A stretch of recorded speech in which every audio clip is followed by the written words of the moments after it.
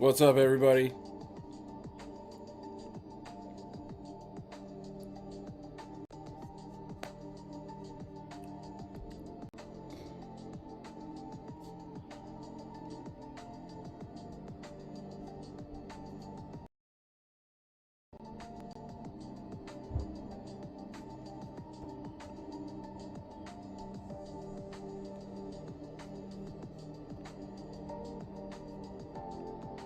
Be right with you here.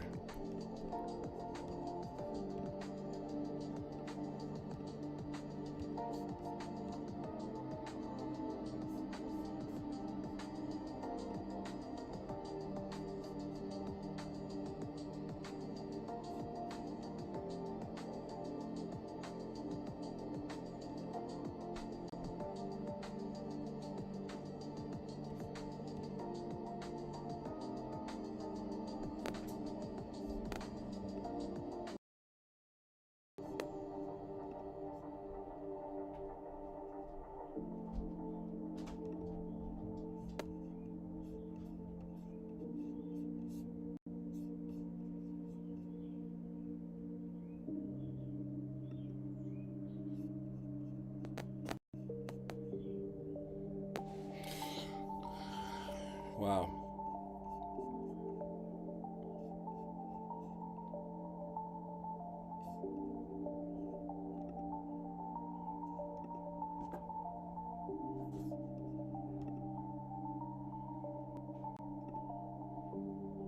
What a sobering day out here.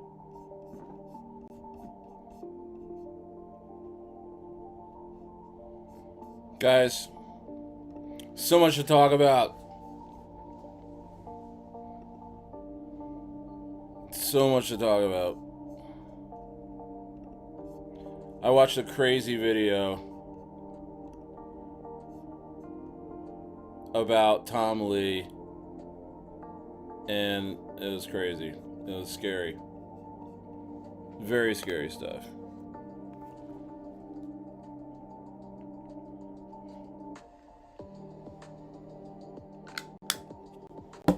Very scary stuff. I guess we're in a bear market. We're getting all this scary news. Who enjoyed that terrible launch yesterday? You can You can tell who made money by how they're treating me. Akai absolutely loves me. Akai absolutely loves me. He was the first one here. Oh, man. I totally messed that one up, guys. I messed it up yesterday.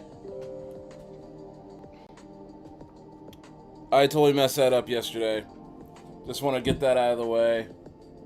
My apologies. Kudoff was totally my fault. I think it would have went to $1 million market cap had I not made one little mistake. But that's okay. We're going to have plenty more opportunities here. Plenty more opportunities. Hope everybody's having a good Christmas holiday.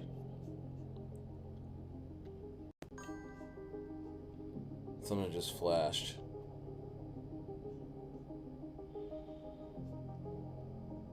Here comes the hate. Here comes the hate.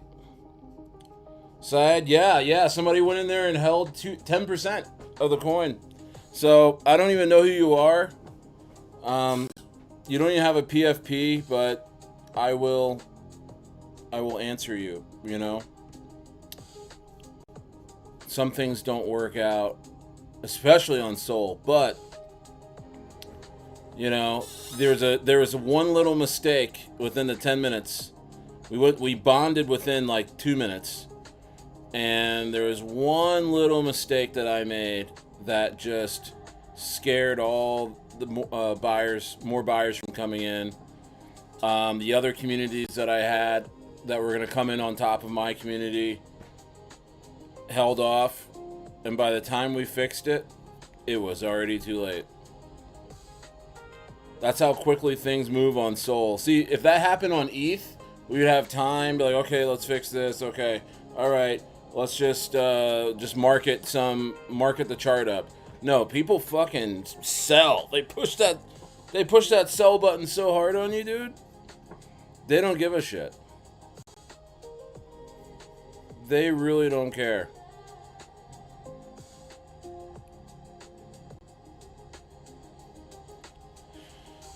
Yeah, Kudoff's gonna sit. I don't know what to say. You know, there's a guy in there holding 10%. But we move on. We move on to Miragio. I want to say this right. Miragio.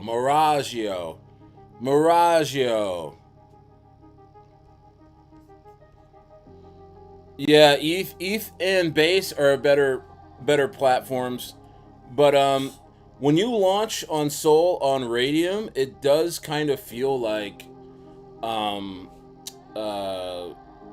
Base. So far, Miragio. I mean, look at Miragio.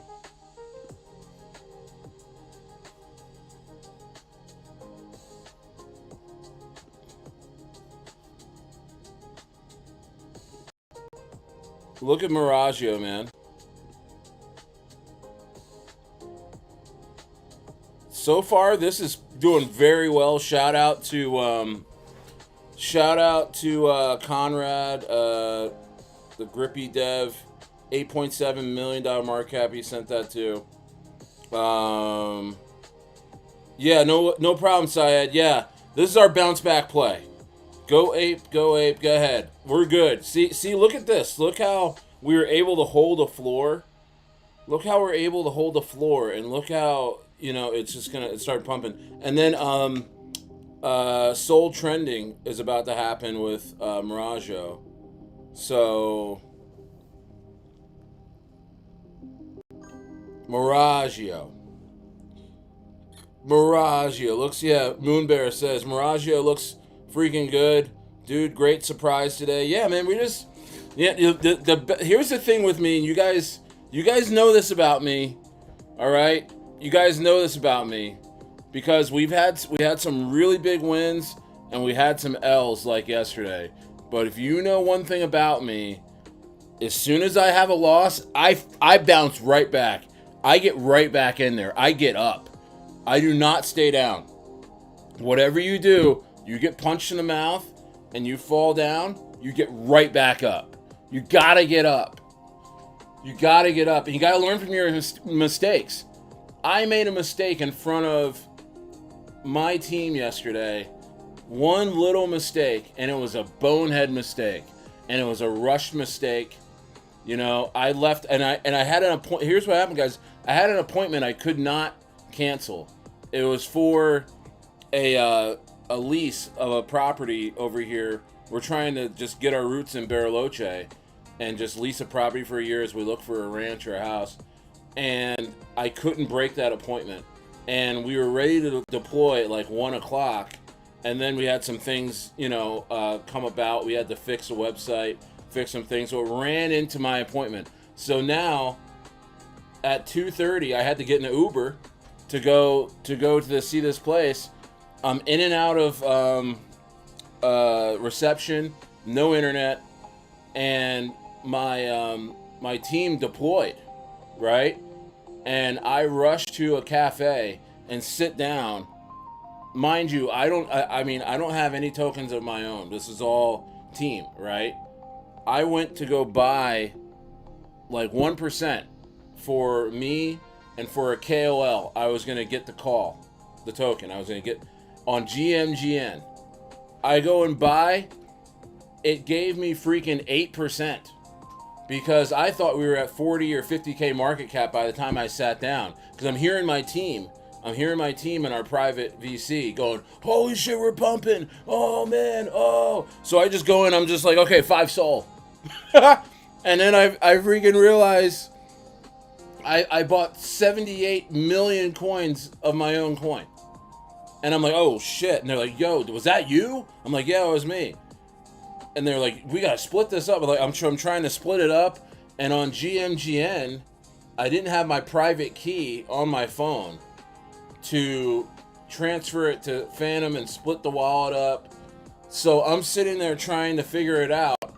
I end up having to sell like 5% to just get rid of it. So like 80K or like 80 or 90K, I had to sell 5%.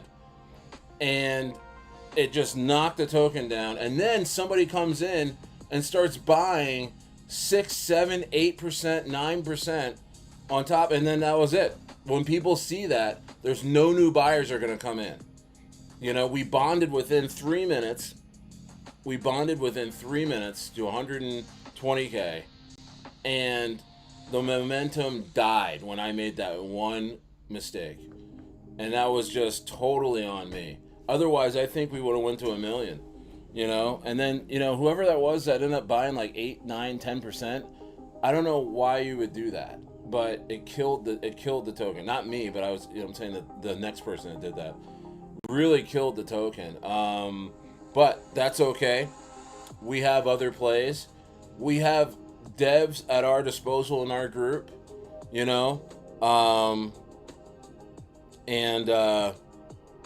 so that's why I was like, and I've been I messaged a bunch of people yesterday because, dude, some people made money. If you go look at the freaking top traders for Kudov, bro, some people made like freaking $3,000, $2,000. A lot of people made $2,000 and stuff like that. So people made money. So I've been getting nice messages, and I've been getting really nasty messages, and I've been getting messages where it's like, okay, what's the next play? We messed that up. Oh well. And I'm not a sole dev. I just, I really wanted to try and send something for Christmas, and I thought I put together a really good team, and they are a really good team. I'm the one that made a mistake. And, but that's okay. I mean, you're gonna make mistakes in life. You're gonna freaking get punched in the mouth, bro. And, I mean, I'm kind of used to it. I'm a YouTuber. I'm totally doxxed. You guys know my life. You guys know where I'm at. You know what I mean? Like, I'm from South Jersey. I'm good. I mean, I could squabble if somebody wants to pull up on me in Argentina and try and take my crypto. I'm down for the squabbles. But I don't think anything's, happening like that. I'm not a rich guy at all. I'm just a regular dude. But that type of stuff, I learned so much yesterday about like Sol and how to launch correctly and how to do different things on Sol. Like I learned so much yesterday. Like I'm kind of itching to do it again. I'm itching. But here's the thing. Right now I'm kind of doing a co-pilot thing where I'm just sitting in the cockpit. My dog Conrad, he's got a great coin right now. It's pumping. I'm assisting him. Buy Miragio. Buy Miragio. It's pumping. It's got a great dev.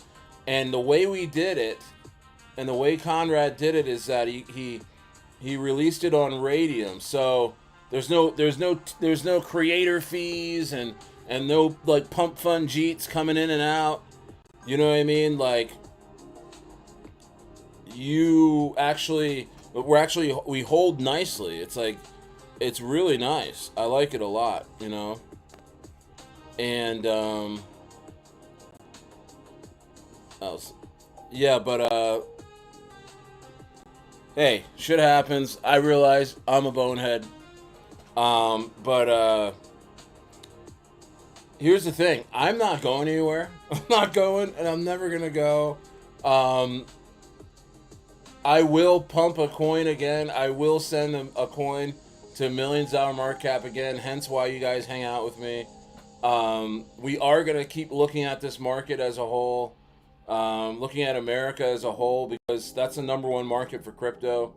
And if we know what's going on with American finance and what's, to come,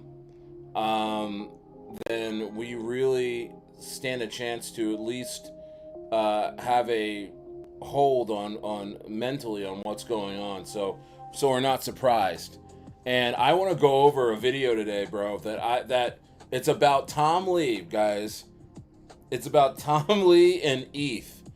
It is crazy, and I never thought if this video, it's made by it's this guy, this dude. Taki Maeda. You may have seen him before. You may have seen this guy before. Sorry, you can't see him. You may have seen this guy before. Tell me if you've seen this guy before. I watched this guy's video about Tom Lee and about ETH. It'll make you shiver. It'll make you shake. And this is why we have to keep our ear to the ground, our eyes open on the macro things happening in this market. A lot of us were looking at the charts all day, or we're in the trenches all day, and we kind of lift our heads up every once in a while to see what's going on. And most oftentimes we're too late. And I'm an ETH guy. Like, you guys know, I mean, again, I've sent about 15 coins over $1 million market cap since May of this year, and they were all on ETH and base, and I don't think there was any on Sol. Oh, there was one on Sol, Crabman on Sol, but I worked with a dev and he wasn't a nice guy. But that was technically, it was on Sol, and I wanted to know what the hell is going on with ETH. Like, how much time do we have before ETH pumps again? How much time do we have before ETH pumps again? And the markets in general, because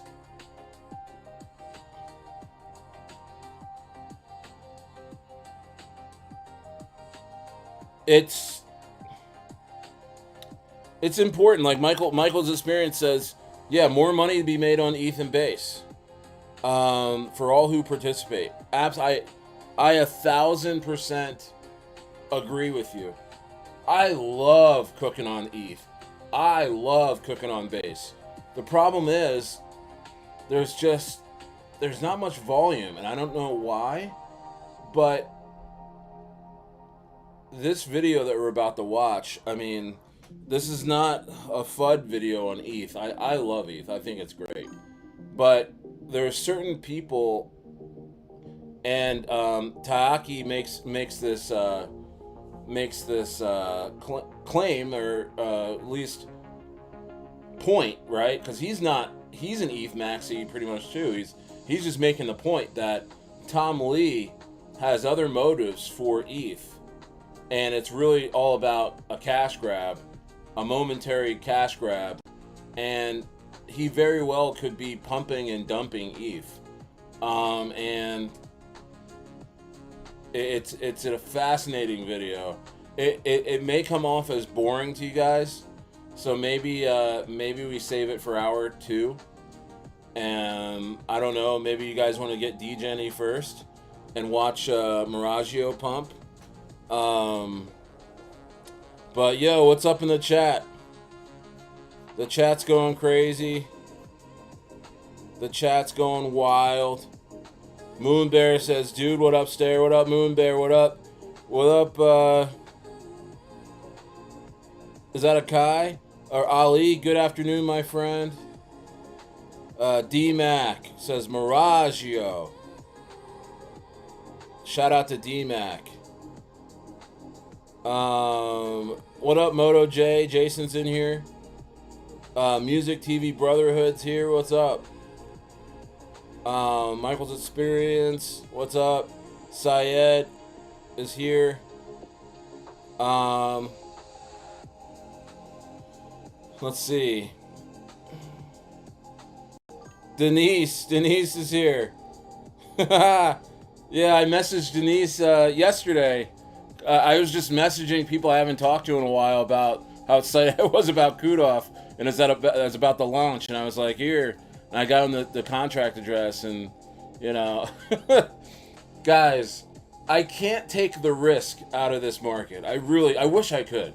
I really wish I could, and I think I had a crazy run during the summer from Bird A all the way through to Grippy, to where it seemed like I was taking the risk out of this market. I have no control. And I know you guys are like, well, every stay or play was safe and we all just waited for it to go up. You know what I mean? And, you know, as of late, I mean, there's no volume on ETH, no volume on base. You know, pretty much since Grippy, there hasn't really been much going on, at least in my camp. And we have been dabbling in Sol and kind of getting punched in the mouth. You know, and then there's other KOLs that are making it seem like there's all kinds of shit happening all day long that we're missing out on. I don't see it. But I got some great devs in my camp. We got some great devs in our camp. Last night we had an amazing VC. Had about 35 people in there in the Rocket Room VC. We're gonna do more of those. Shout out to Skynet and Top G and Anaconda in there, just giving alpha. These guys are seasoned, and they're friends of mine in the space. And I honestly want to, now that I'm set up like this, I am gonna start having some really amazing roundtables on YouTube, and also in my Patreon, and also in my members side of YouTube. So I'm gonna be really doing some serious content, and it will be behind the members wall on Patreon and here. Why am I doing that? Well, because I really want to hang out with folks with stuff like that. I really want to hang out with the folks that are really supporting me, that are really here. And then we'll release it later. We will release it to everybody later, but you'll get to see it live, and you'll get to see it, you know, up front and personal. And I'm just I don't know why I am pumped about the market, bear or bull. I'm pumped, and it's fascinating to me, totally fascinating to me, on what's going on in this market, and the amount of talented people I have around me, and gracious and amazing people I have around me and the groups that we've formed together, we can't lose, guys. I know we're going to lose some money here and there, but overall, guys, I mean, this is probably one of the best communities in crypto, and we're growing. And, you know, I only have 2,500 subscribers, but I mean, we're all here, bro. There's no bots. And I'm getting a pretty good following out of Pakistan and Bangladesh. Shout out to Shawan. You know, my stuff is getting translated, and that's really dope to see. And yeah, man, I'm just happy to be alive. I'm happy, you know. I thank God for every day I'm on this earth, and you know, I know, you know, some people are just here for multiples and here for plays, and you know, when they don't get them, they let me know, and that's fine. That's part of it. I really appreciate the feedback, and but I appreciate the most is, you know, folks that are here hanging out with me every day, and you know, it's man, I mean, all I wanted to do was get everybody to win for Christmas, and it's probably, you know, with Kudoff, and you know, I got some real nasty messages, and you know, it's okay, it's all good, but I got some great messages too. And if you guys lost money, my apologies. If you made money, great. We're gonna move forward, and I think that Miragio is a winner. And also, I have 2 or 3 other coins of devs that I respect and trust that are coming out with their coins here soon, and different narratives and things like that. That, you know, at least you won't get rugged. You know, I think you got a fighting chance in all of them, and I think for all of them that you have a chance to go parabolic, even in a market like this. Please understand, make no mistake, okay? Bear markets, you can make a ton of money in bear markets too. A ton of money. You may have to switch up your strategy. And actually, because me, I'm buying Bitcoin every day. I used to be super risk on all summer. Like, everything was in meme coins, everything was in altcoins. And I know when there's blood in the streets, you should be buying right now. I totally get that, but I do think we may be going lower from here, and we're going to be looking at that today, with a couple of videos, with both in the financial markets, U.S. financial markets, and also what I see going on with ETH. Something's up. But don't be negative. All I can say right now, guys, is, you know, don't be negative. Okay? Don't be negative. If you're negative, just sit it out. Because angry trading or angry investing, bro, you're always going to lose money. I don't know what it is, but when I invest with anger, when I invest with negativity, I always lose. And you probably can say the same. But when you're positive, it's not like it means you're gonna just ape and go crazy. But it just means that you're gonna see the opportunities for what they are. And yeah, man. So I don't know. I'm pumped. Miragio is looking really good. Really solid play. Looks like it's about to break all-time highs right now while we're watching it. And that's really good. I know it's trending. I think I'm getting... Let's see here. I think I'm getting messages.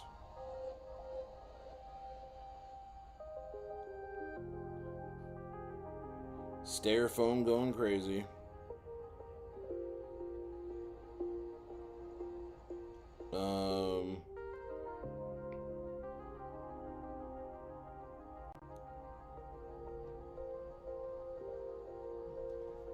me see here. The hell?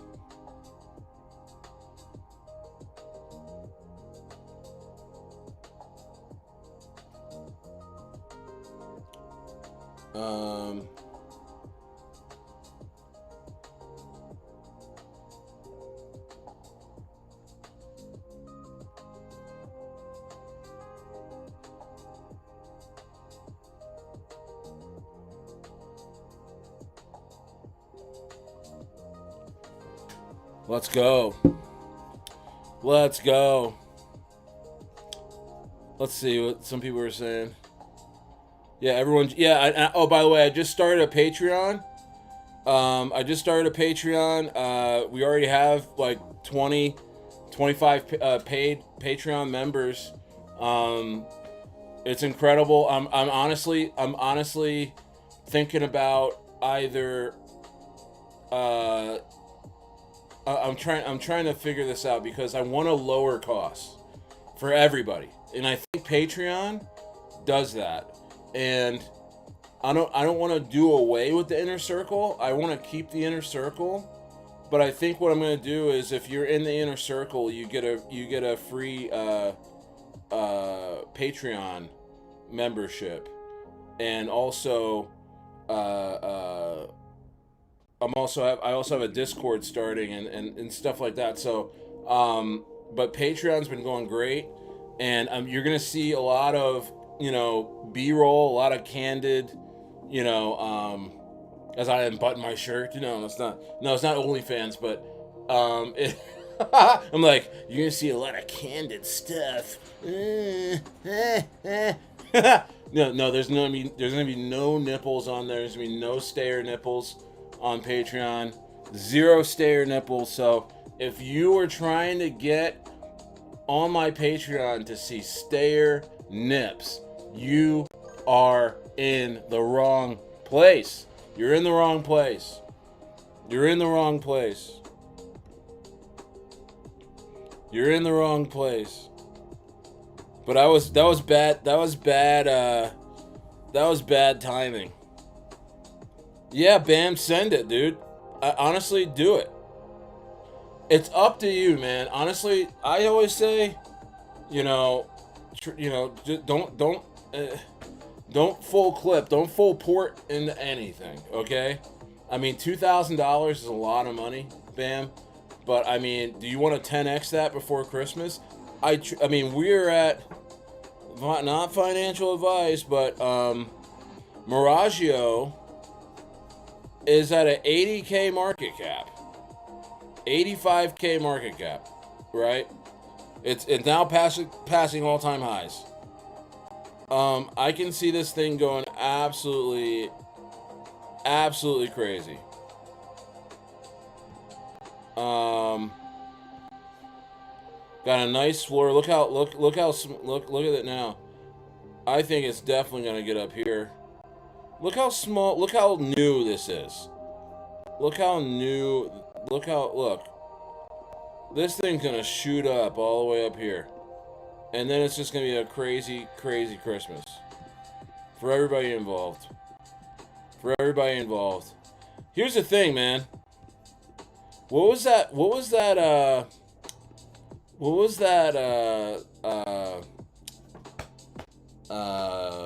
quote with shooters shoot, right? Shooters shoot, man. I think this is a market where if we get behind the devs that we know are gonna be there for us and we know them, bro, shoot. Throw 2K in. Go crazy. We need to get that. We need to send. We need to get this stuff back going. And the thing is about meme coins is they're always in season, man. I mean, they're always in season. It's just that you just got to find the right plays, and usually the right plays are knowing the dev, knowing the team, and knowing the narrative. You can get those 3 things going and know that they have marketing. I mean, look at the dev of Miragio. I mean, he's marketing this thing up. You're gonna see Miragio in the top 5 on trending soon, because Homie, it pushes. All he's doing is looking at this chart right now, and he's on the phone right now. I mean, I could talk to him right now. I like devs I can just pick up the phone and talk to. I love that, bro. It's so hard. It's so hard for me. I mean, obviously, I would be the guy that you. I mean, obviously, I would be essentially the dev in the situation because you can just talk to me right now. But you have a direct line to the dev. You know what I mean? In fact, if you want to ask the dev anything, I'll ask him. But Shawan's in here bull posting, dude. Shout out to Shawan. Shout out to Shawan. Yeah, but Miragio is a good one, man. Let's check out the X. The X is brand new. 37 in the X right now. Follow back? Of course I'm going to follow. How am I not following? Be a neon knight. Miragio is a community-driven crypto project aiming to build a recognizable presence in the space. Nice. It kind of has like a Milady. Remember Milady? It kind of has a Milady look. This is the Milady look. Milady was a really viral meme coin. Oh, that's me. That's me saying that. This coin should send. This dev sent Grippy to 8.7 mil just weeks ago. Yeah, man.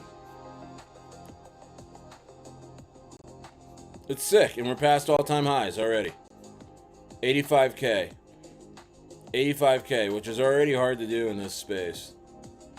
39K volume. Let's go.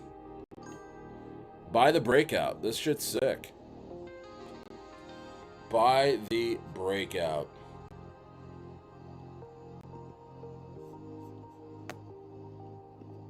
Just check out the website.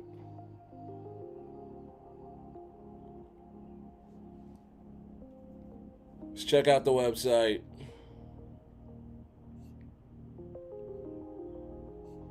Holding nicely. It's moving. Miragio is the most colorful narrative in crypto. A cult community-driven token powered by identity, symbolism, and the people behind it. It isn't just a token, it's a movement built on loyalty, influence, and shared energy. Welcome, Neo Knight. Sick. Me likey. Tommy likey. Tommy want wingy. Shout out Tommy Boy. What a great movie. What a great movie. That's the thing, guys. Meme coins don't quit. You're the only one that's gonna quit against meme coins. Like they really are. As soon as you say, "All right, I'm done with meme coins," you'll have one. And you're like, "All right, I'm not gonna buy this one." That one pumps. That's the one that pumps. And then I remember Grippy. I remember Grippy and looking at Grippy, and no one was excited about Grippy, bro. Like Grippy was like, ugh, another Matt Fury coin. And then another thing was like, oh, like this shit looks stupid. It was a guy with a freaking hand like this for a head. It was a head guy. And it was one of the first Matt Fury drawings, right? And it was sitting at 20K. And I started talking about it, and I was like, you know what? I like this coin. And it was my first time talking to Conrad. I actually reached out. He reached out to me. And I was like, in the back of my head, I'm like, if I didn't talk to this guy, I wouldn't even buy this. It's so ugly. I don't even like it. And I remember saying that on stream. If you go back in September, and look at the stream. I believe I said that. I was like, I don't even like Grippy, but I'm in it because I like the dev, and I like that he's trying to build a community, and I like that he has marketing money, and I like that he has a lot of drive.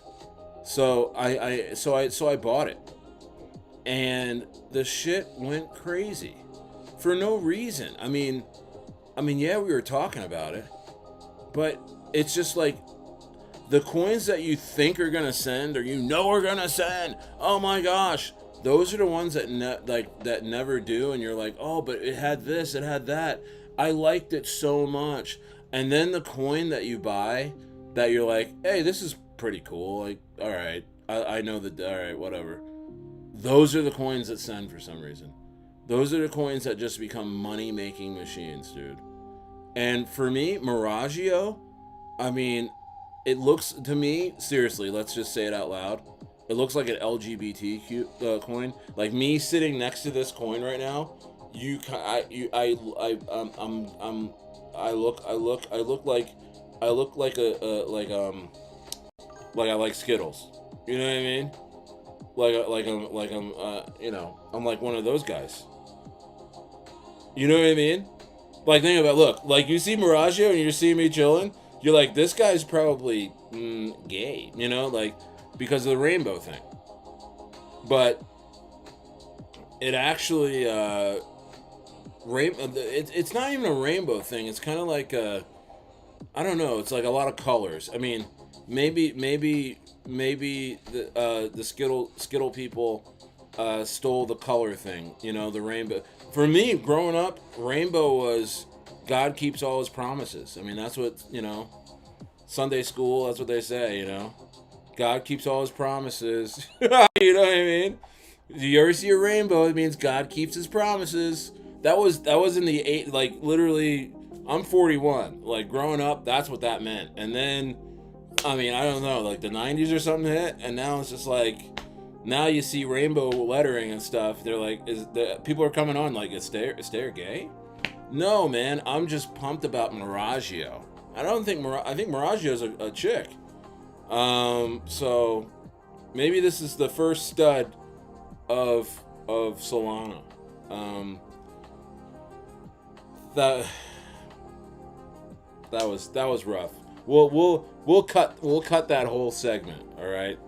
But what I'm trying to say is this.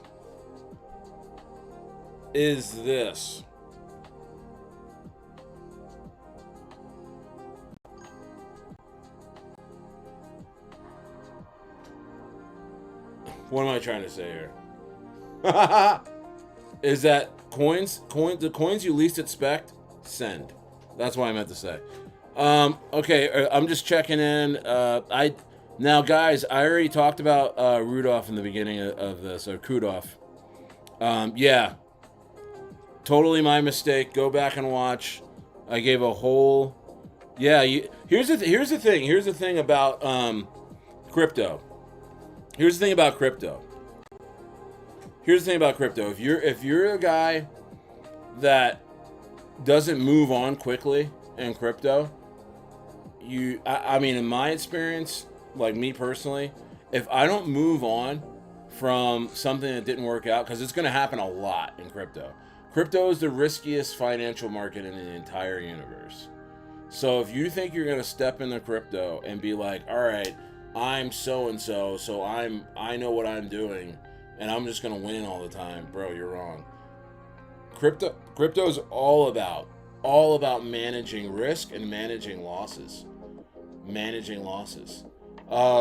That's why I put that. What was that, George? That's why I quoted George Soros one night. What was George Soros's quote? Oh man, it's so creepy. I think I pinned it. George Soros on managing losses.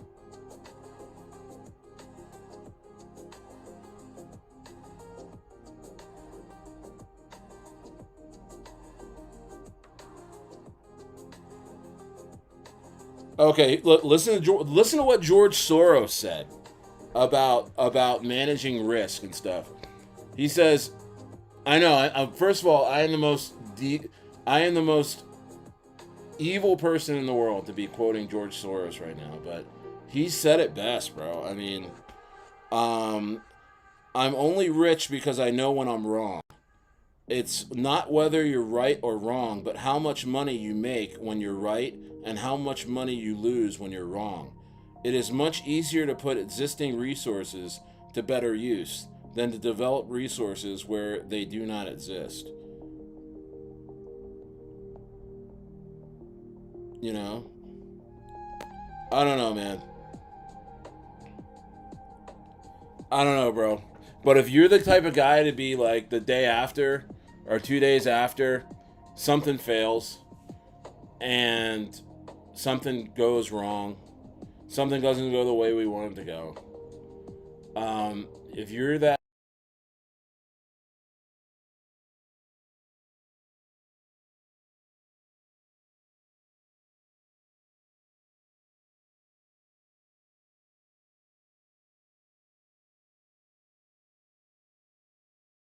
maybe you will. Maybe you're literally just clueless. Um, we'll just say you're just clueless. You need to, if you're going to be trading meme coins, you need to be entrenched. You need to be in groups. You need to be, getting as close to the dev as possible, i.e., watching me and talking to me and being in my groups. Because a lot of the coins that I talk about are, I'm connected. I am invested in these because I know what's going on. I want to know what's going on. I rarely buy a coin where I don't know who the dev is. It's just something about, and this has changed for me. Like in 2024 and 2023. Oh, no sound. Okay, hold on. Tell me when my sound is good. Sound good? Okay. Sounds back. Okay. It may cut out from time to time, guys. In 2024, in 2023, in 2022, in 2021, in 2020, in 2019, in 2018, in 2017, in 2016. For as long as I can remember from being in crypto, I was always trading blind. I was always investing blind. I didn't know who the team was when I was buying a coin. I didn't know who the dev was, you know, and that changed for me this year. I started winning when I stopped buying coins where I wasn't in the community, I wasn't in the group, you know. I didn't know the dev. I didn't know what was being done. I stopped buying. I stopped buying those coins because it was just it was just too nerve wracking.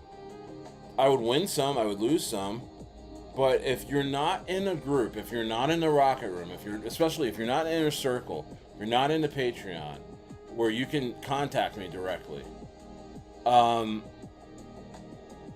you're gonna be trading blind. And on Patreon, I am actually doing sell alerts now. So if you ever want to know what I'm selling, go check Patreon. Go get into Patreon. If you ever want, and the link is in my description. People ask me all the time, Stayer, how come you never tell us when you're selling? Well, I don't want to hurt the coin. I don't want to have 100 people, just sell at once and nuke a coin. Um, I don't. I just don't want to do that. But Patreon, I will tell you when I'm selling. So,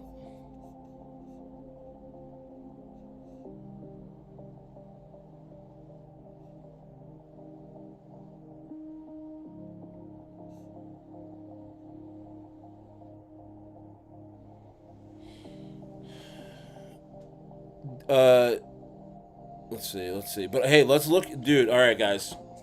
So now that we're into the show, let's take a look at this this video, guys.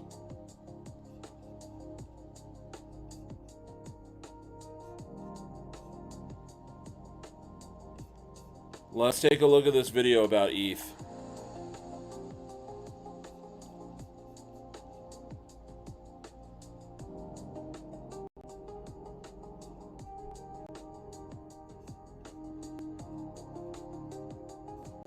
This is shocking stuff.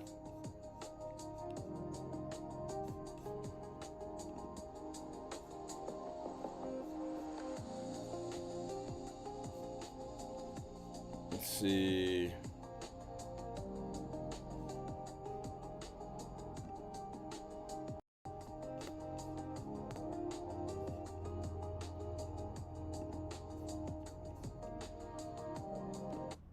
This is shocking stuff, guys.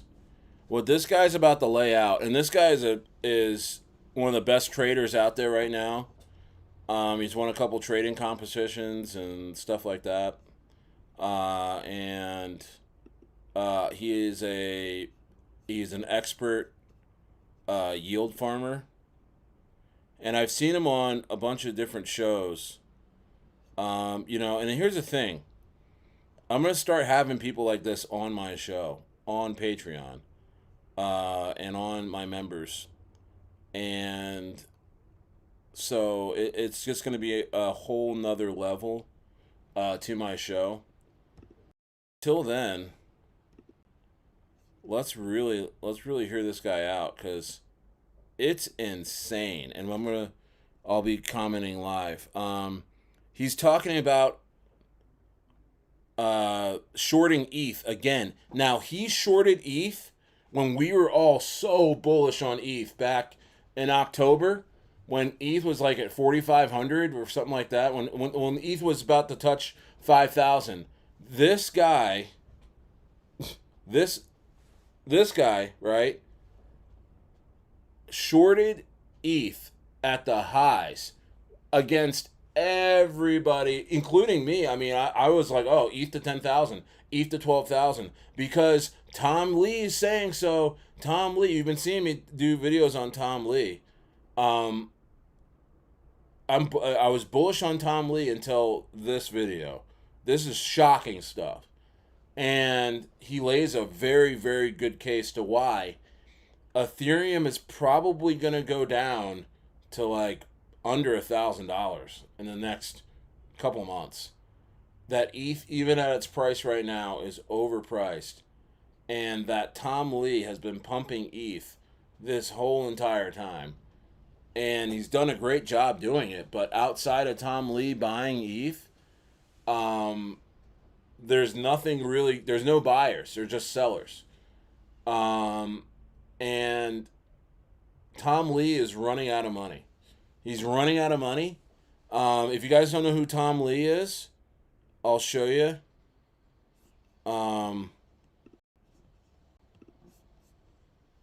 You guys know who Tom Lee is. I will show you.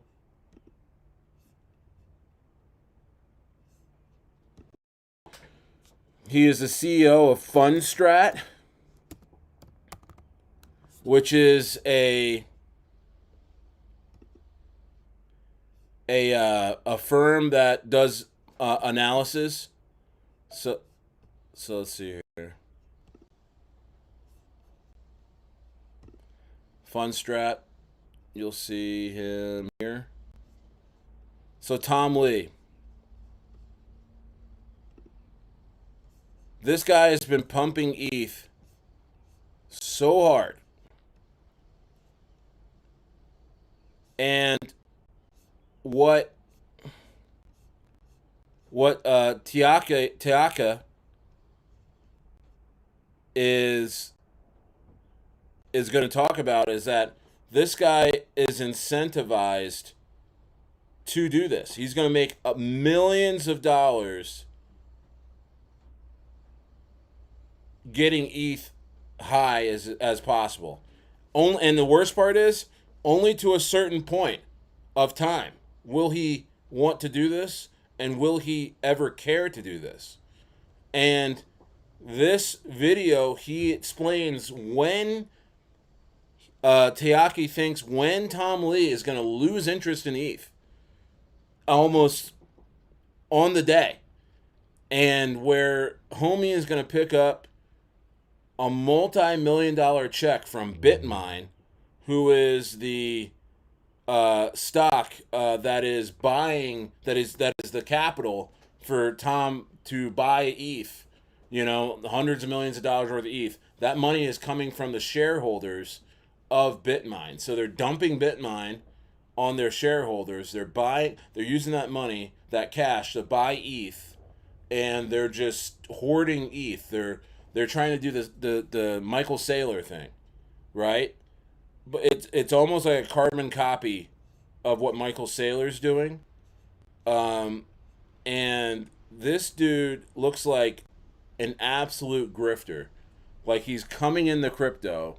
Oh, I love crypto. Oh, he's coming from finance, right? But now he's coming into crypto. He's, oh, I love crypto. Crypto's amazing. In fact, you know, we're gonna buy a ton of it. It's the new Wall Street, and it's the new oil. And I think Ethereum's going to $60,000 by the end of the year, or by the end of next year. And he said this year, remember, we were all bullish. This is how ETH pumped this past couple months. Is from Tom Lee saying, oh, ETH's going to $12,000 by the end of the year, and here's why. And he just starts gargling on ETH nuts. I don't know. Yeah, this guy's this guy comes from Wall Street, and he's selling so hard. So let's take a look at this, because this guy is going to tell you why he thinks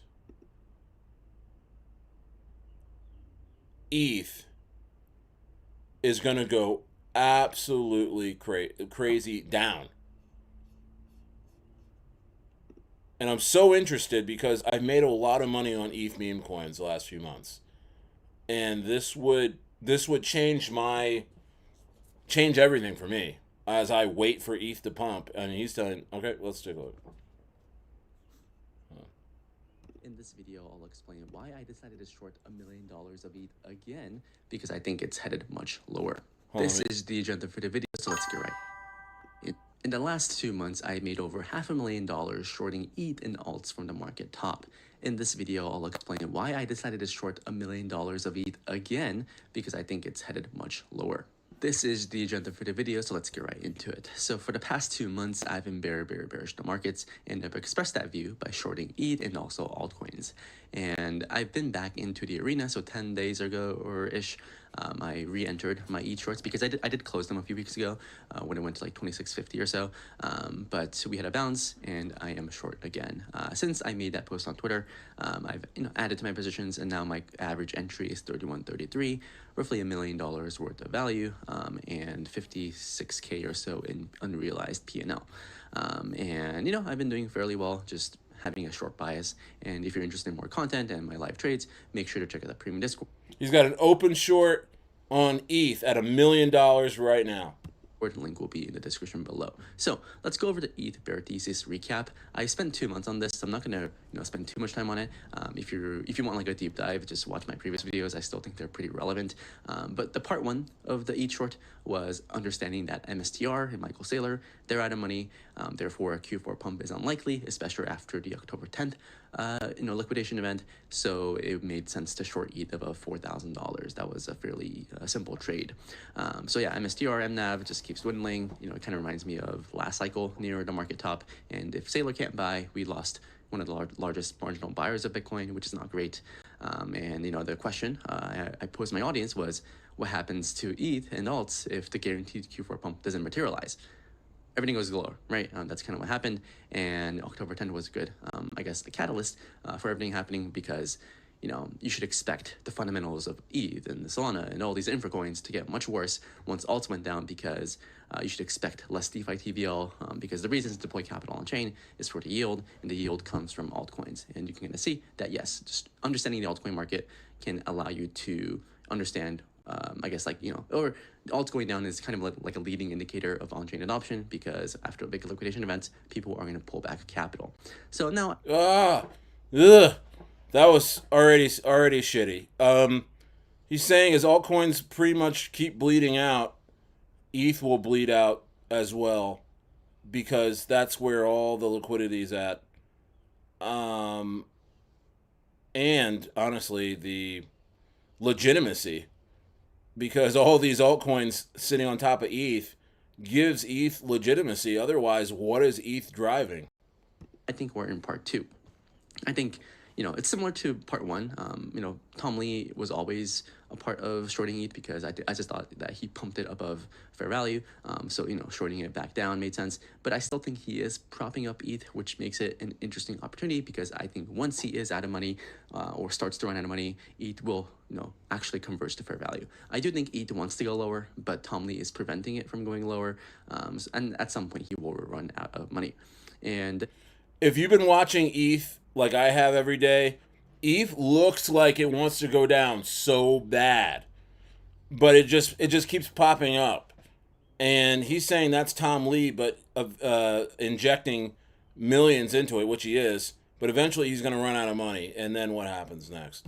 The entire thing with DATs, or digital asset treasury companies, is, I don't like them, right? No one got into crypto wanting to study DATs. It's just that they are in control of the market, in my opinion. They are in control of the flows, the marginal flows in crypto. So we have to study them. And I think Tom Lee just pumped ETH a lot. And now that he's starting to buy less and less ETH over time, I think, ETH will converge to fair value. I don't know what fair value is, but it's probably going to be much lower. You can kind of see this is, I guess, Tom Lee activity, right? He just buys a lot above 4K. He's still buying a lot, honestly, which I've been really surprised by. But if you understand how DATs work, when crypto's going up, people pile into these things because it's very reflexive, right? And when he says DATs, he's talking about digital asset treasuries. Digital asset treasuries. So these are just stock companies that are on the stock market that are just buying. Their only thing that they do is they're buying crypto, and namely Bitcoin and Ethereum. So when you see Michael Saylor and MicroStrategy's buying Bitcoin, they are the leading DATs, digital asset treasuries, that are buying Bitcoin, and that's the only thing that they're doing. And they're saying, hey, buy our stock because we're buying crypto, and we can pretty much represent you. So Tom Lee is representing Bitmine, BMNR. They're now posturing as a digital asset treasury for Ethereum. So their only job is to buy Ethereum. Bitmine really doesn't do anything else, which is scary in itself. These DATs, they buy a lot on the way up, and then once things go down for a prolonged period of time, they can't really buy over a prolonged period of time. So it has been impressive, honestly, that he's been buying, but at some point, I think gravity will win over Tom Lee. To put it into context, Saylor bought over 3% of Bitcoin over 5 years and sent price from 10K to 85K, or whatever it is now. Tom Lee, he bought 3% of ETH, over 3% of ETH, over 5 months, right, in that condensed time period. And ETH went from 2.5 to 2.9K. So I think this slide alone kind of shows you everything you need to know about ETH, the asset. Whenever it just pumps, like OG holders just dump because it's like prime exit liquidity, and it's just like not that great of a hold, which has been my argument, the past few months. But let's talk about the Tom Lee effect, because I do think this is my opinion, right? And I'm kind of trading off of my opinion. But in markets, right, you get paid to have a contrarian opinion, and you execute by putting money on that trade. And if you're right, the market gives you more money, and you can reallocate that capital elsewhere. And my belief is that if you look at these weekly buys, it's very, very impressive. Recently, he's been spending roughly $300 million of like cash to buy ETH every single week. In this environment, I mean, that's very, very impressive, right? Tom Lee, I mean, he is a wizard, honestly. And recently in the Binance Blockchain Week, he mentioned that ETH is bottom, right? We thought ETH is bottom, so we are buying more. You know, they hired, I mean, he literally said this. We hired Tom DeMark to help us time our buys. He was very expensive, therefore he's very good. We're buying a lot more ETH because he thinks it's bottomed and it's going to $22,000 or so, right? Whatever this slide means. The fair value is 12K to 22K. You know, maybe he's, you know, maybe he made a typo. I think the fair value, I think he should cut a zero from 12K to 22K, and that's probably like where fair value is. I mean, to each their own, right? Anyone can say whatever they want. You said we should, you know, maybe we should cut a over zero. the past few weeks or so, Shit. we had this, I guess, phenomenon, or not really phenomenon, this environment where Tom Lee is vocally saying that we are buying a lot more ETH than we did before. So naturally what that means is ETH is going to trade a lot better than other altcoins that have no marginal buyers, aka Solana. If you compare the ETH and Solana chart, ETH has been a lot stronger. True. But if you think about the game theory of the situation and you kind of understand, or if you agree with me, this is my opinion, but I generally believe that crypto lacks marginal buyers, and anyone that wanted to buy crypto has already bought, and now we're kind of in this limbo phase where the euphoria is over, right? We had the bubble, it popped, and now we're trying to figure out, okay, like, how low can all these things go? And, you know, we're still trying to answer that question. But, you know, if Tom Lee, in the short term, is committed to buying $200 to $300 million worth of ETH every single week, then the market is also incentivized to join him, right? If he's saying this, then whenever ETH goes down, you should just probably buy that, and then he'll just bid it back up, and then you can just sell into him, right? So if you're a short-term trader, Tom Lee is just exit liquidity, right? Or I guess if you're not an OG holder. Psychologically also, I call this the perceived Tom Lee safety effect, where if you know he's buying, then it becomes more comfortable, right, to own ETH. He's really right, guys. Let's just say it out loud. The only good news about ETH right now is Tom Lee. I mean, have I not been talking about Tom Lee the last couple months? Positively. Being like, well, Tom Lee is the guy, you know, like. And then honestly, like, are we talking about Ethereum tech right now? Are we talking about altcoins built on ETH? Like, are they thriving right now? What is the good news on ETH right now? And guys, I'm going to tell you right now, I love what ETH has done for me and done for my community the last few months. You know, but we're talking about the future here, and it's just nuts that one guy is holding up that big of an asset right now. 300 billion, is it at 300 billion right now? What's ETH at right now in terms of market cap? Let me see.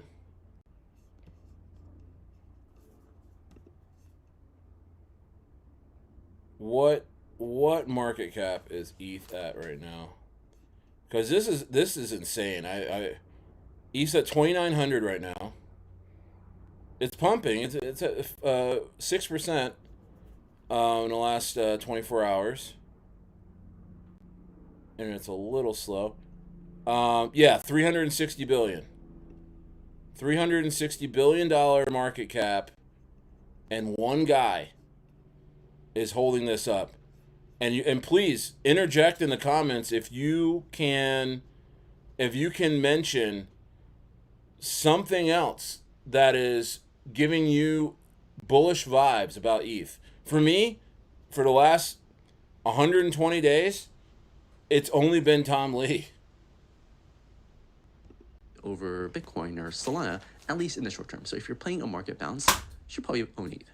And you know, even though I'm short ETH, I still think that, hey, like ETH is probably a better hold than other stuff, just because Tom Lee is going to continue to buy. However, we should understand that once it is clear that he's running out of money, right, ETH will dump. It's similar to how I noticed MSTR was starting to run out of money, so I just got rid of all my crypto exposure and went short. And when they actually ran out of money, or is very, very close to running out of money, you know, the market front ran by just dumping, right? Just dumping Bitcoin from 125 to like roughly 80K. And you can kind of see this phenomenon on chain. So there's like this Chinese whale called Garrett Bullish, and allegedly he runs other people's money. And he was short, prior to the October 10th crash, and he's just been buying a lot of ETH on Hyperliquid on chain. And this is his current position. He bought over $500 million worth of ETH. He's down like roughly $40 million. I don't really think he has that strong. I mean, I don't really know what his thesis is. I don't really know him, but I'm sure part of his reasoning is because Tom Lee is buying. And of course, Tom Lee was buying and he was up a lot of money, but I think he was a little too greedy. He didn't sell. I think there's a lot of people like this where people are just buying because of Tom Lee, and at some point, I mean, this is fast money, right? They don't really want to own it. They just want to, extract P&L. I just think that the markets right now are just a bunch of rich people just PvPing each other, and there's really not that much edge to be had. I'm taking more of a longer term view, and I'm just using this pump or the ETH pump from 26 to 3,400 as just an opportunity to add to my inverse investments into Ethereum, because not only do I get to collect funding, meaning I get to pay, I get paid a couple $100 per day shorting ETH, and I also get to farm perpetual dexes, which as a farmer I like to do. So I think people like this need to get sacrificed. Maybe, who knows? Maybe Tom Lee will save them. But if he is if Tom Lee is one of the last like big marginal buyers left for ETH, it's important as a market participant to understand how much he can buy, how much he is buying, and when he will potentially stop buying. Yeah, bro. I want to know when if Tom Lee is holding up Ethereum. I want to know when homie runs out of money.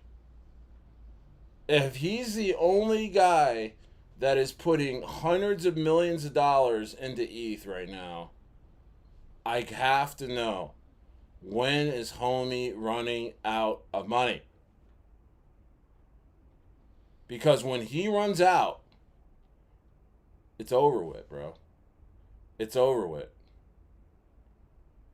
Unless I'm trying to. I'm telling you, I've been talking about crypto, and the bullish cases I've been getting is about the cycle. Like, oh well, the cycle is still going, and we just need the liquidity needs to come in, and this and that and the other thing. I mean, yeah, it could be that Tom Lee's the only one holding up ETH until the M2 we catch up with the M2 money supply, or they print enough money into into this coming summer, and quantitative easing actually takes effect, and all of these other things. Like, I very well could be just bearish at the lows. I'm not saying I'm not. I'm just saying, or perhaps for me it just seems to be, the picture seems to be getting more and more clear that there's really just Bitcoin, and then there's meme coins. It's Bitcoin, and then when people want to get edgy, they go right to brands. They go right to meme coins. And that there's no in between. Altcoins are pretty much high-end meme coins that, without actual use and utility, people don't give a shit about. And then there's Ethereum, which has been kind of copied by other layer ones over and over again. And so, it's something that's kind of right in front of your face if you look at it from that standpoint. But it's like you don't want to believe it. And I don't want to believe it because, again, 15 plus coins on ETH, over $1 million market cap for memes. You know what I mean? Like, ETH is the way to go for me for memes. But if ETH is ass, and we have to keep playing around on Sol for the foreseeable future, I don't know what to say. But let's continue on to what he's saying. He's now getting into, now he's about to talk about how much does Tom Lee actually have in the coffers? How much money does he actually have to keep ETH up even at these levels? Because he's saying that every time he buys, there's just more sellers coming in. Old sellers. Old holders that are selling.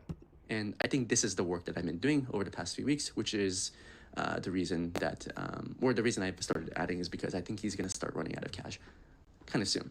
And it's kind of like this analogy where whenever Saylor announces that he buys $1 billion worth of Bitcoin, Bitcoin just dumps because the market understands that he can't just keep buying forever, at least in this regime. So whenever he does buy, it just means that he's going to buy less in the future, right? He's like unloading his clips now, so there's less clips in the future. So when he does, announce that he's buying or he bought, then the market will start pricing in the fact that, oh, okay, like those dollars are already in the market. Therefore, there's going to be less dollars in the market in the future. So very PvP. I think money is leaving the ecosystem, unfortunately. So this is this is why we kind of get this type of price action. So let's try to understand how much money BitMine has left. They still have a lot of money left. A month ago, they had 3.5 million of ETH, and they had $600 million of cash. Yesterday, they announced that they have almost 4 million of ETH and like roughly $1 billion of cash. So, Tom Lee's doing God's work, right? He's buying ETH and he's raising more cash. How is he doing this? Well, he goes on TV, he shows BitMine, he shows Ethereum, gets people to buy the stock, and then, he gets to issue more stock, right? He gets to print more stock, and then he dumps it. And he's been roughly dumping $500 million worth of stocks on BitMine holders, and then he's buying like $300 million worth of ETH. So, he kind of reached this equilibrium where, there's enough volume and there's enough demand for BitMine. Yo, if you're a BitMine holder, you're getting crushed by Tom Lee. That's crazy. He's just using you as a bank account. For him to keep, dumping on people. Honestly, I don't really know why people are buying this. If you look at the chart for BitMine, it looks terrible. But I guess maybe I underestimated Tom Lee's brand and, his show power and whatnot. I do think he will run out of money at some point, and I do think that this is unstable. Of course, you can argue that markets can remain irrational longer than you can remain solvent. But any logical brain understands that you can't just keep doing this and just raise infinite money, right? This isn't like, he's not the Federal Reserve, right? He can't just print money. And this kind of ties into like why I think he will eventually stop buying at some point. Tom Lee has a fantastic reputation, right? He's been this bull over the past 10 years. He's been mostly right. And, he kind of dunks on people, right? He has a great business, right? He kind of dumps on people. I'm sure it's racking up money. Yeah. So, why is he risking it? Why is he risking his reputation to just top blast ETH? I've been thinking about this, and I reached this. Yeah, why is homie out there he's doing like this? Because he's gonna be rich, right? He's gonna be rich, right? Cash money, baby, right? He's gonna be rich. And Charlie Munger says, "Show me the incentive, and I'll show you the outcome." So let's look at the incentive, and then figure out, how much ETH is he trying to buy. If you look at the SEC filing Schedule 14A for BitMine. I'm not gonna bore you with this, right? I'll just give you the TLDR.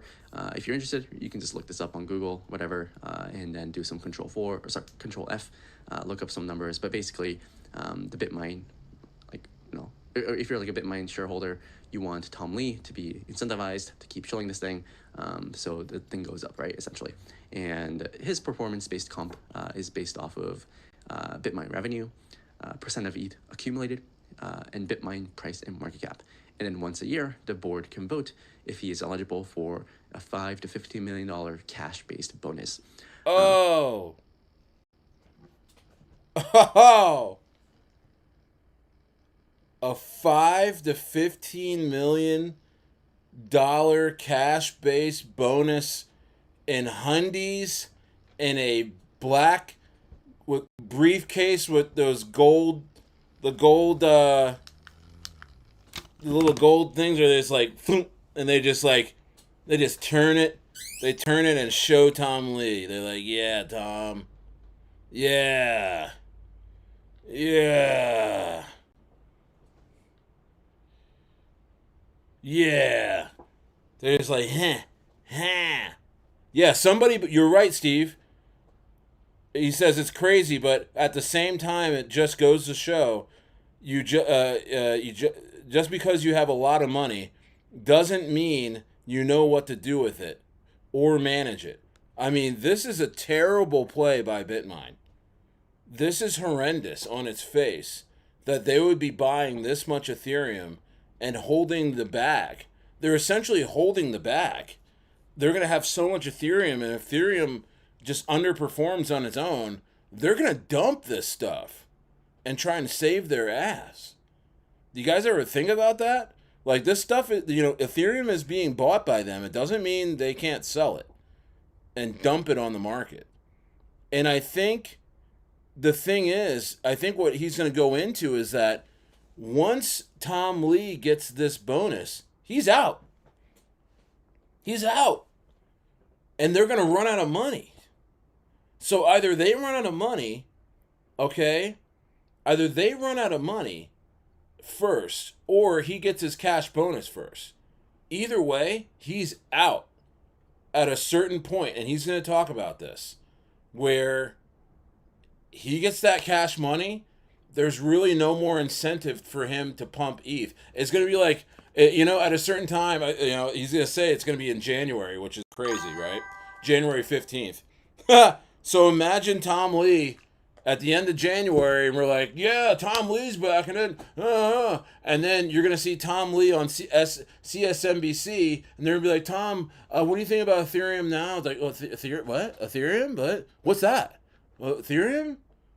Oh, I was talking about Ethereum? Oh, I don't remember that. I'm a stock guy. I don't remember talking about, what's it called again? He's going to be like, so amnesia, because he doesn't want to be anything. He's going to be anywhere near a huge ETH dump and be like, yeah, I'm the guy that told you ETH is going to 60,000. He's not going to be around for that.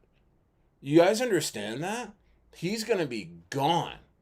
He's going to be out of here. This is the case that he's trying to say. And when he's out, when Tom Lee is out, and no one else is coming up to represent this weak Ethereum bag, Bitmine's gonna dump that. They're gonna dump it and get far away from crypto. They're not gonna stick around. Do you understand? There's no utility to Bitmine. They're just buying Ethereum, and that's it.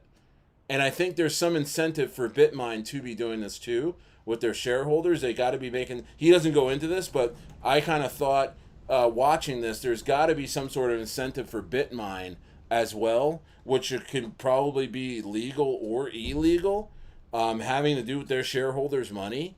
But they're representing Ethereum super hard. But I tell you what, when Ethereum freaking shows weakness after they stop buying, they're gonna be watching a falling knife, and they're gonna be like, you know what, we're not gonna hold this bag while everyone else sells on us. We're not gonna hold this ETH. They're gonna dump it. They're gonna probably dump.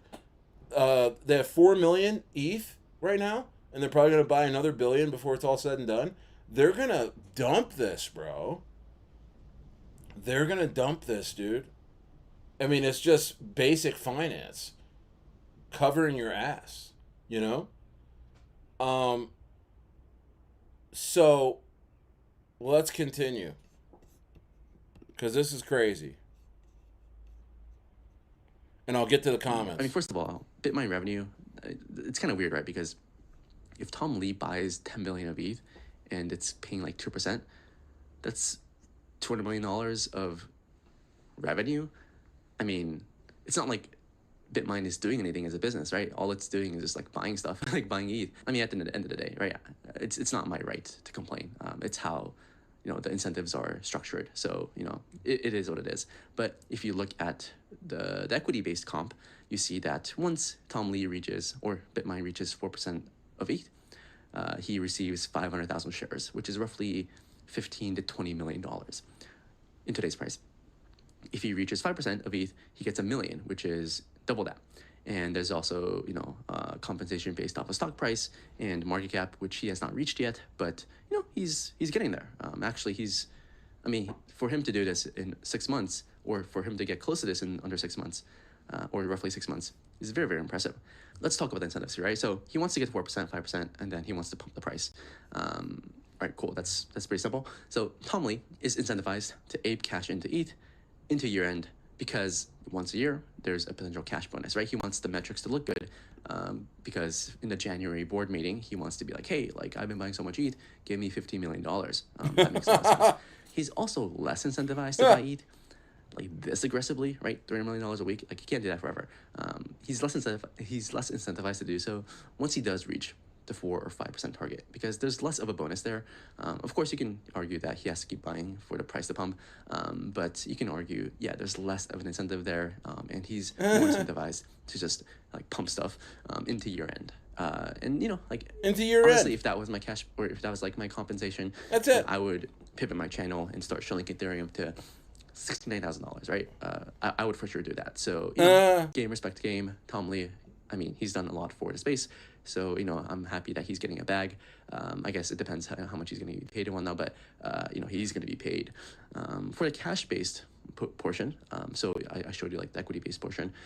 Yeah, he can get up to $35 million. Oh my. Ah! No. Oh my gosh, this is so bad. This is so bad. This is so bad. $35 million.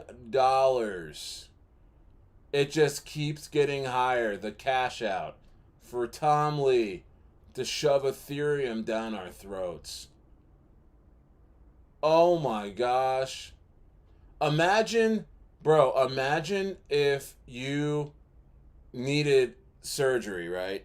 Imagine if you needed surgery, you needed heart surgery, or you were going to die.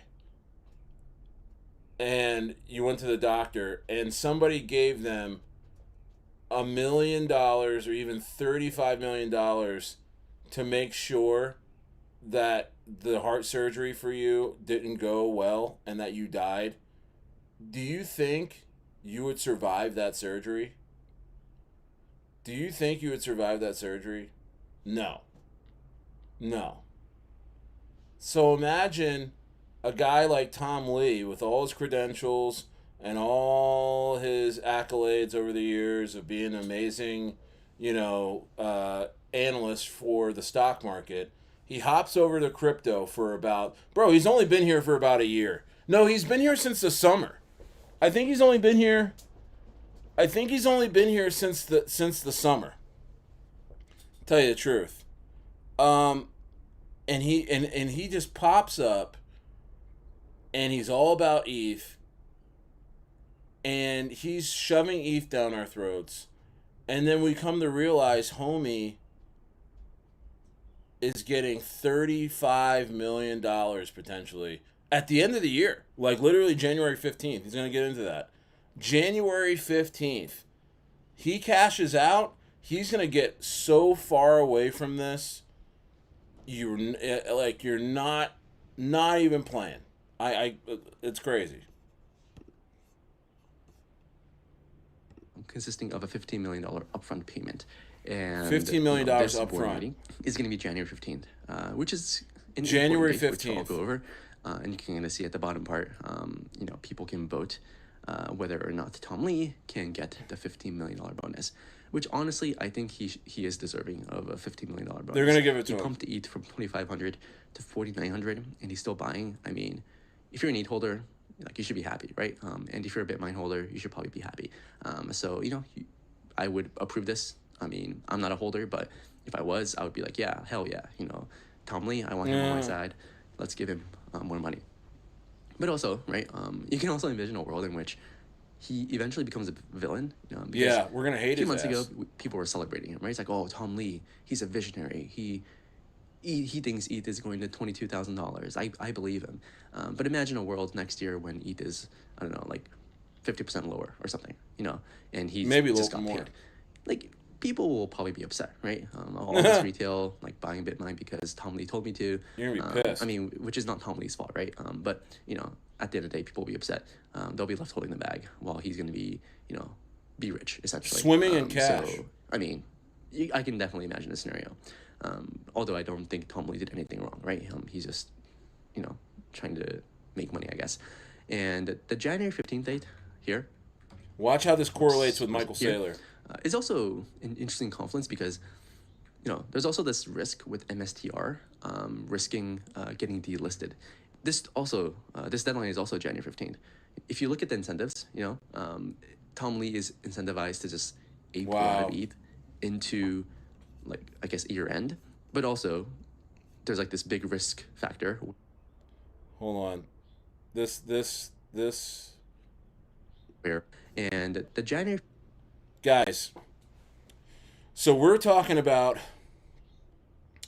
Tom Lee incentivized to pump ETH for Bitmine to a certain point, which is January 15th, of which stockholders will and Bitmine are going to vote to see if he's deserving of at least 15 million and upwards of 35 million in bonuses.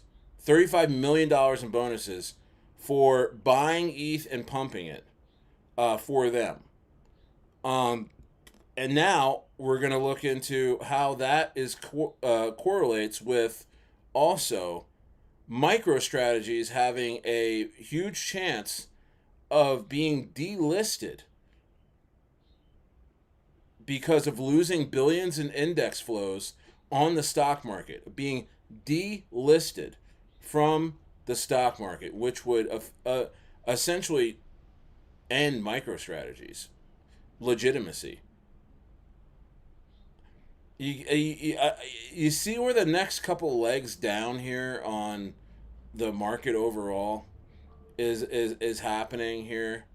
I mean, this is starting. This is starting to look like a end of an era of when we're gonna look back and be like, wow, remember DATs? Remember digital asset treasuries when they were just buying Bitcoin and Ethereum just to do it? Just to say crypto is really cool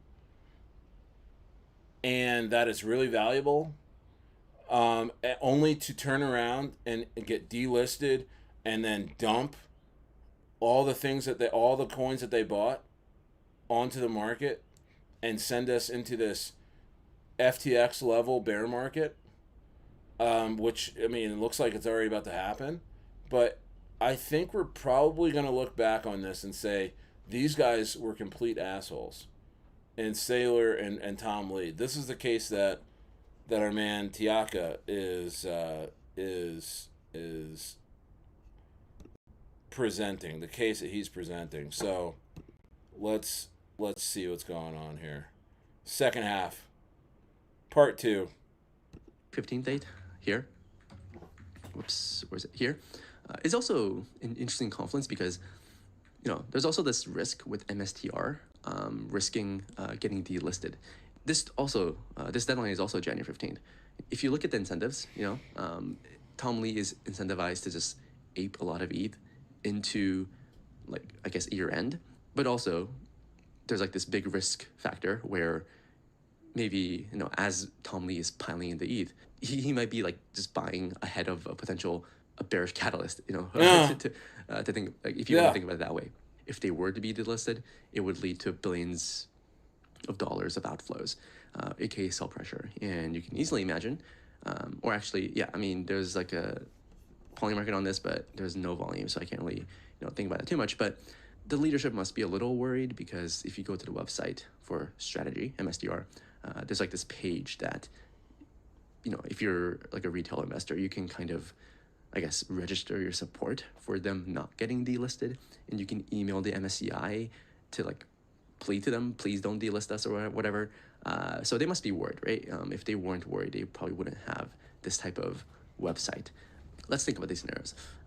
If delisted, MSTR was going to tumble. I mean, for sure, right? It's going to be sold, and there might be some panic because MNAV is going to go below 1. And Saylor has mentioned, I'm not sure how serious he is, but he did mention on his recent earnings call that if MNAV is below 1, he's willing to sell Bitcoin to buy back stock. I don't think he'll do it, but maybe the market will at least test his resolve at least once. Even if they are not delisted, that's not necessarily bullish, right? Like, are people going to buy MSTR because they're not going to be delisted?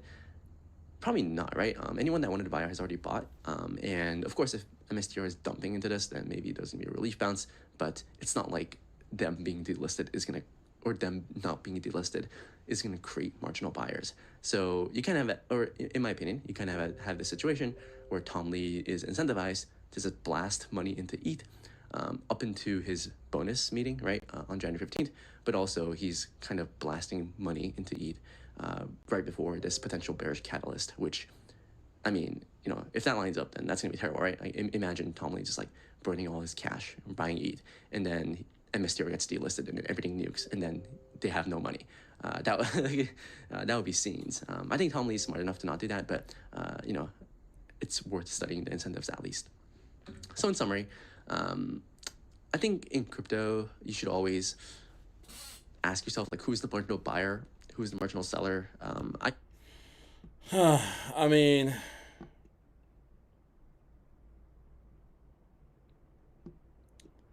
pretty crazy stuff, guys. I'll put that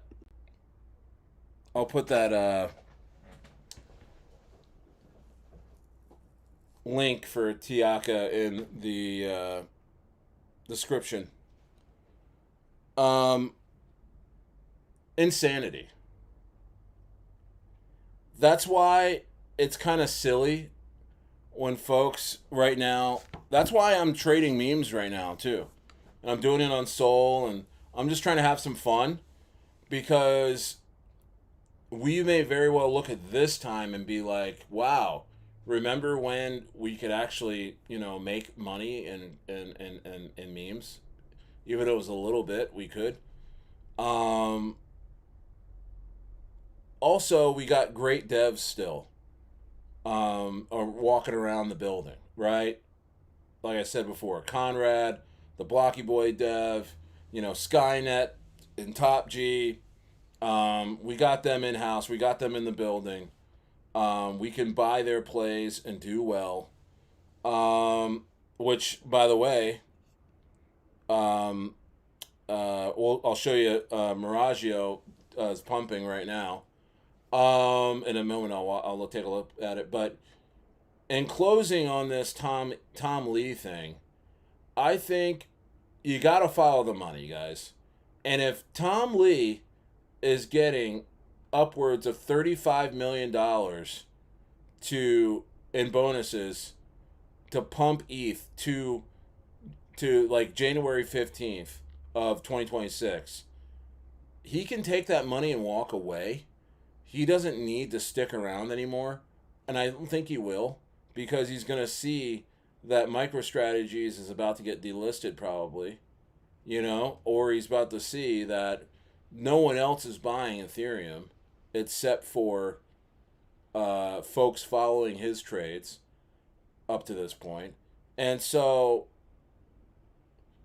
it's a high likelihood that Tom Lee will go down as a ETH grifter that made a bunch of money on retail, on lower end investors that have been believing in ETH, and ETH will become something of a like stable coin of some sort, or not even a stable coin, but just something that you don't expect to pump too hard. And that's where I'm getting at with, perhaps it's just Bitcoin and meme coins, because you can't deny the people. Meme coins are all about the people, man. You can't deny the people from wanting to make money. And if that market is still open and people still have belief and money they can put in the market, they're going to play with meme coins. And then there's Bitcoin, that even without Saylor is an incredible store of value. And now that institutions will have another chance to buy it. They'll have another chance to buy it. They'll have at the lows here. We won't, right? Well, we do have a chance, but we're going to be so worried about getting crushed with ETH. We're not gonna take that opportunity as, you know, just regular investors. But which is why I'm watching this with you so that we can have a clear mind and actually be in a position to where we can see things happening before they happen.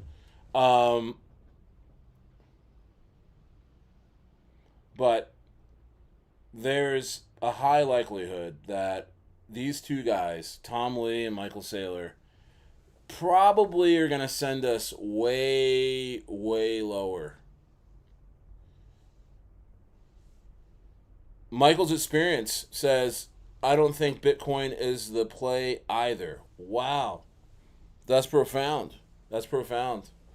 I'm buying Bitcoin little bits every day. I do think that Larry Fink and the boys, BlackRock and all those guys, I think they will be incentivized to pump Bitcoin 10x from here probably. We will see $1 million Bitcoin within 5 years. I think we just need to just say that out loud. I think we are. And it's just incredible. Am I out of focus? Kind of out of focus. But yeah, guys, it's just crazy. What a crazy world. Memes of the entry. All right. Are you in? Hey, who's in? Miragio. Who's in Miragio right now?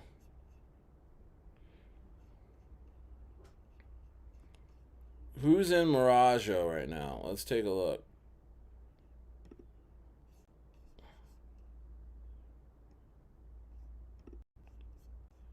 Who's in Miragio?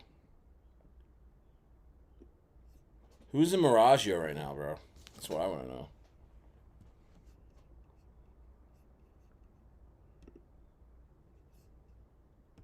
Oh, let me do this. Let me get the music. Let me get the music back.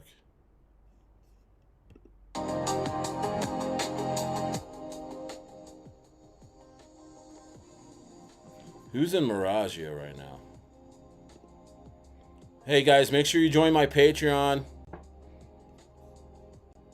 Join the Patreon. Exclusive content on there, man. I'm gonna make some content on there after I get off of here. Excellent. Yeah.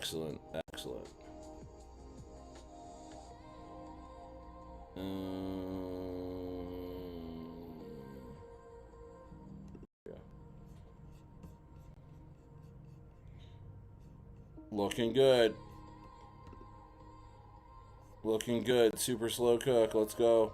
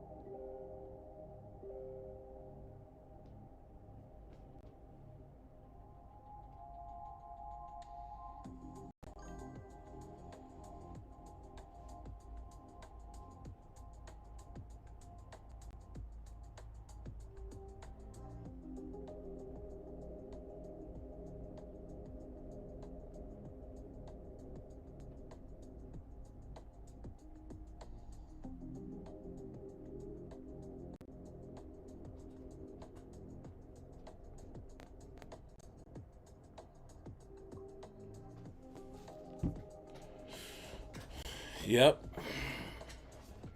Look at Miragio. Look at Miragio, man. We're sending stuff every single day. We're just gonna do that. Is that okay with you? Is that okay with you? Go get yourself some Miragio right now.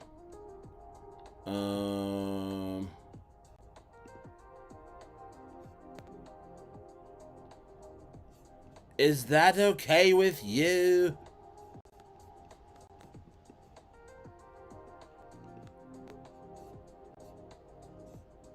$91K. I can tell you right now, top trending on SoulScan on top Soul's trending on Deck Screener, which is going to be crazy. This thing's going to rip. This thing's going to go so crazy.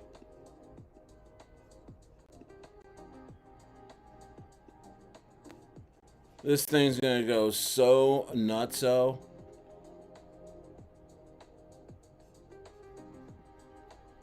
It's already going nuts. It's only been out for like an hour or two. Headed to 100K. Once it hits 100K, watch out. Watch out.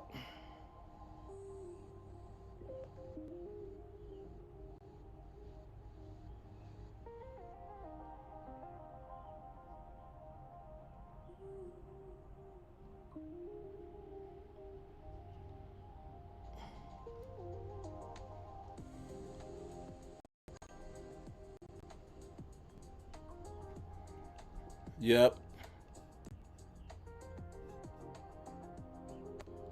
That's the thing, man.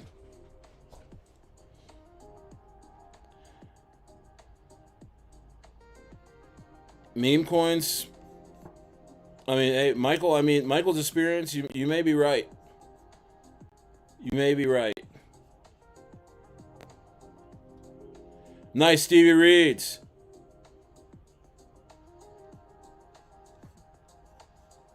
Hold on, Michael's experience. Shout out to Michael's experience, man. He keeps my chat rate up, man. Guys, it helps me when you guys comment. It brings more people into the space, into my channel. You know, so thanks so much. Keep doing that. And I'm thinking Stevie Reeds and Michael's experience.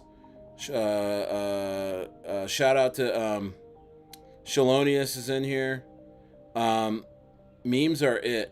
That's our only chance. Definitely. I believe that, but memes are the entry. Yep. Let's see here. I was about to buy it on the drop, but at work and had to move my machine to a different site. I hear you, Stevie. Gonna join Patreon as soon as I'm done work. That is the problem. 100K, then they dump. Why invest? Or Robinhood, you're welcome, Stare. Yeah, man. I mean, guys, I know folks were upset about Kudoff yesterday, and that was actually my mistake. I was actually the dev, and I made one mistake because I'm new to Soul, and I made a mistake. So I want to make sure that, you know, a lot of people were thanking me. They still made a lot of money. But other people were like, oh, man, I didn't make that much money. Guys, just don't worry about it. I'm going to give you plays every single day. And look at, almost every single day. Look at Miragio right now. You know, look at Miragio right now. I put the buy alert. I put the buy alert for Miragio was way down here.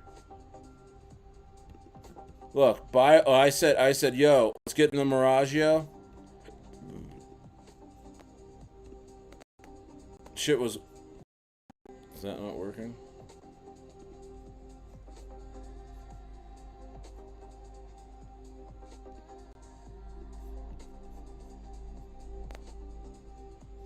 Oh, let me get my speed test going. Get rid of that.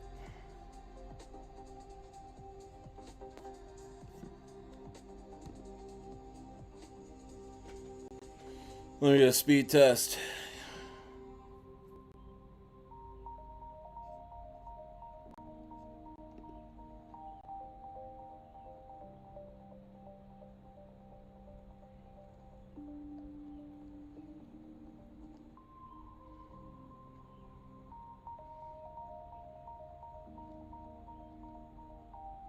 Pumping. We're pumping. Yeah, man, memes are it, man. You just gotta stay in it. You gotta stay in the game, and it's like, oh man, how do I do that when there's not that many wins. There's not this, and I understand. I know. But then when there is, you just you get it going.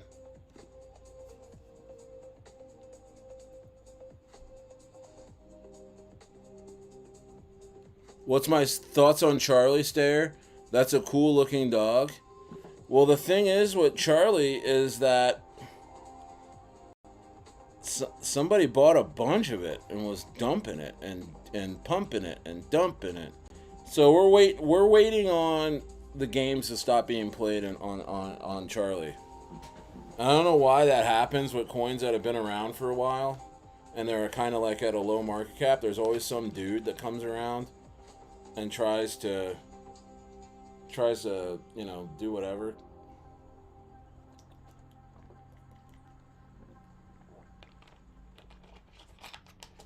I don't know.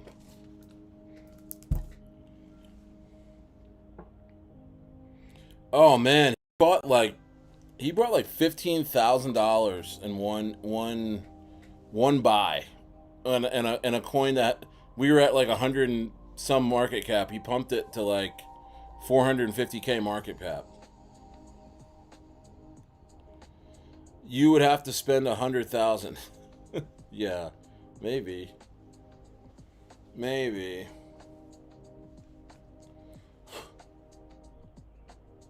Maybe.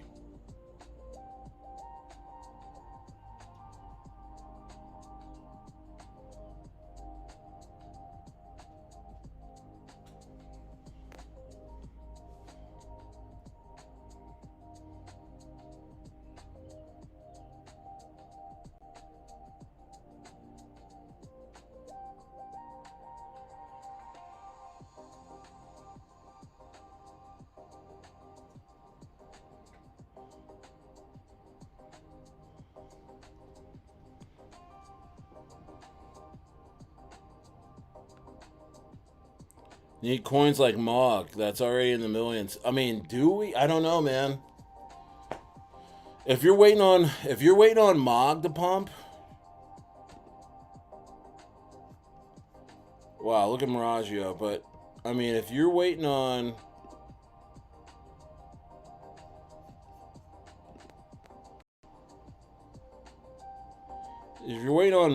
on Mog to pump, I mean.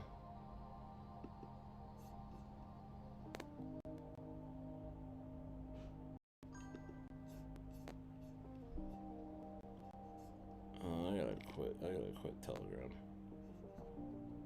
Telegram's juicing me. Hold on. Yeah, but you put $100 or $200 in, bro. I bought $200 worth of Grippy. I ended up getting $50,000, $60,000 out of Grippy.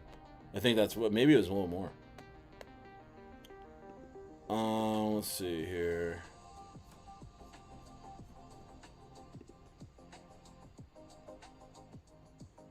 My computer's a little slow. There we go. Mug.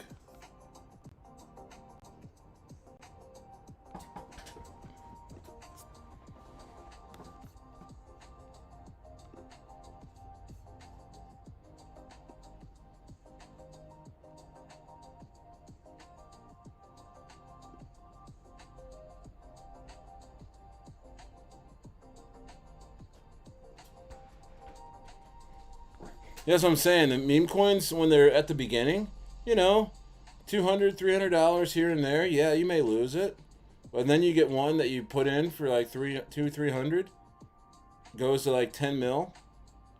Oh my gosh, that 1% is $100,000, bro.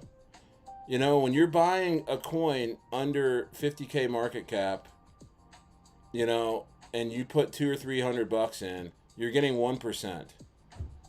You know, 1% on a coin that goes to a $10 million market cap is $100K, $100,000 worth of coins. If it goes to that's what, $1 million worth of coins. It can happen. I don't know why my internet's so slow.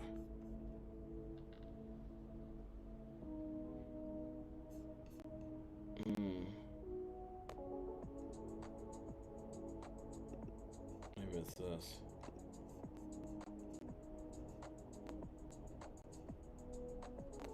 Oh, that's a little better.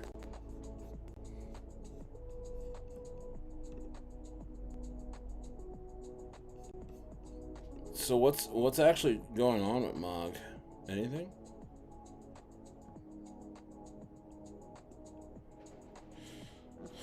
What's going on with Mog?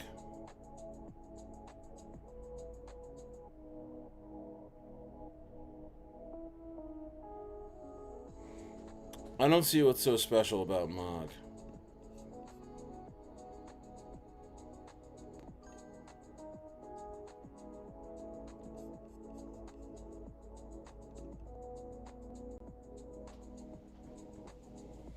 I don't think a lot of these coins are coming back, guys. I could be completely wrong, but I just don't see this stuff coming back.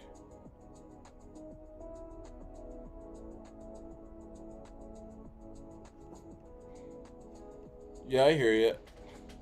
So that's what I've been waiting on. That's the way to get paid. People have to stop being afraid and take a chance.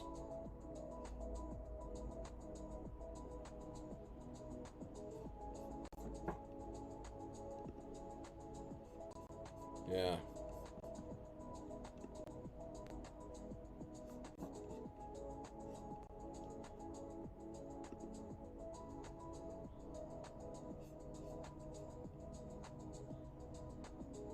Let's get one last look at Miragio.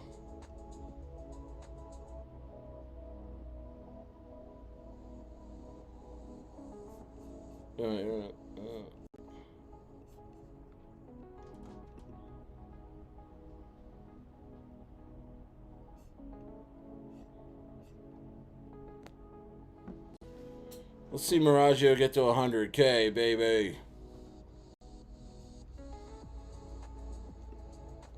When this soul trending hits, guys, when it's top 3, this thing's gonna rip.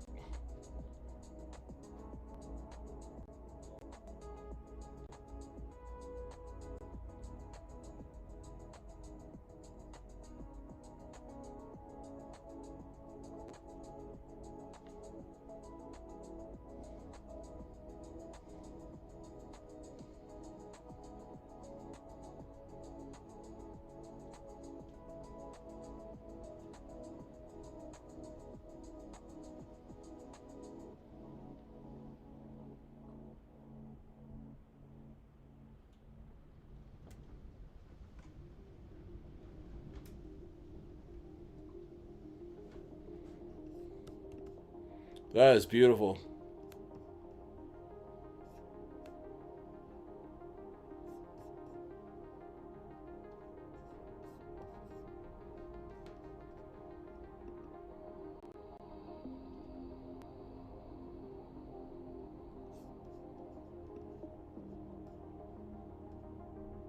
It's beautiful.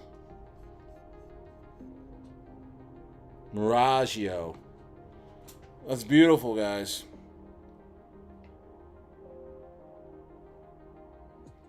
All right.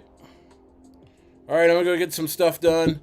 It's my last day on this side of the lake. I'm going to go on the other side of the lake and stay over there for Christmas.